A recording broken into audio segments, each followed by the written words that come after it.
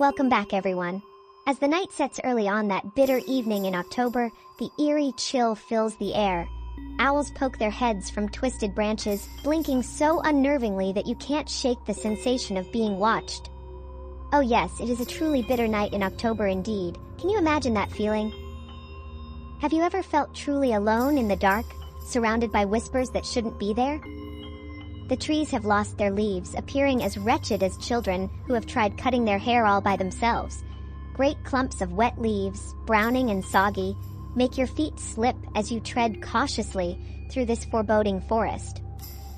You find yourself lost, trudging down a grim path, your heart racing. Earlier in the day, you'd taken your bike for an adventure, but now that adventure has turned into a struggle to find your way back. The air bites at your skin and your breath comes out hot and visible, a stark reminder of the twilight chill. You recall leaving your bike behind in the mud, its wheels caked beyond recovery. Worry tension builds in your gut, not just for being lost, but because you forgot to tell your parents where you'd be.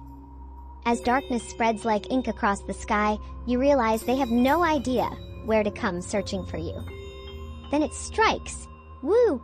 An unearthly sound rises, echoing off the trees. Your heart jumps. What was that? Is it nearby? Or does it echo from the mountains behind you? Is that a wolf? You hope not. Thoughts of a beast with snapping jaws make your skin crawl. Please don't let it be a wolf. But as you quicken your pace, you become conscious of other sounds, the murmurs in the wind.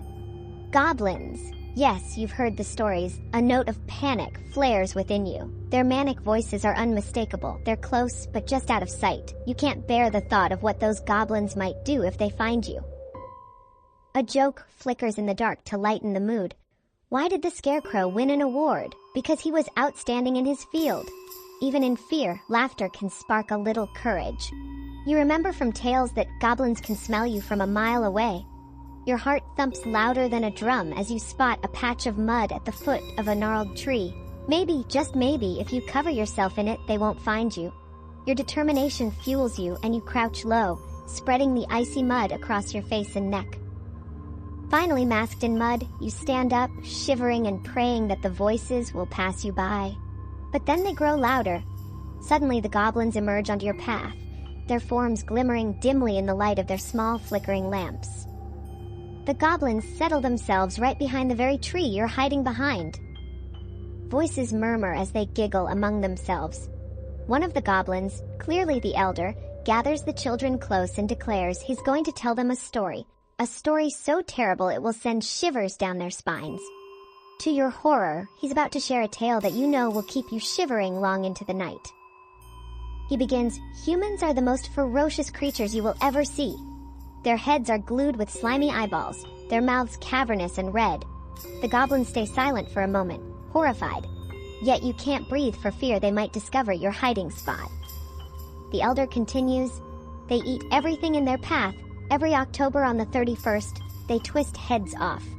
Oh, the children gasp, horrified. Each grim detail makes you quiver even more, realizing they might catch your scent too. The goblin elder raises the stakes, explaining that they cut the insides out of the heads to put a candle inside. Suddenly chaos erupts. Goblin children scream, scrambling through the forest, wailing for their mothers in a frenzy. In the uproar, a little goblin darts around the very tree you're hidden by and spots you. Your eyes lock, and for a fleeting moment, time stands still. Cries the goblin child, and in sheer panic he dashes away, followed by the rest of the goblin children, crashing and screaming as they disappear into the darkness. You realize, in all the terror, that you've survived more than that. You weren't the one in danger. As the dust settles, you see them for what they truly are. Little talking pumpkins? Who knew? On this Halloween night, they were more scared than you. If you enjoyed that journey through the dark and twisted tales of our imagination, make sure to subscribe to my channel for more spooky stories. Thank you for watching, dear friends. As we embrace the shadows and celebrate the whimsical side of fright, remember, sometimes the things that scare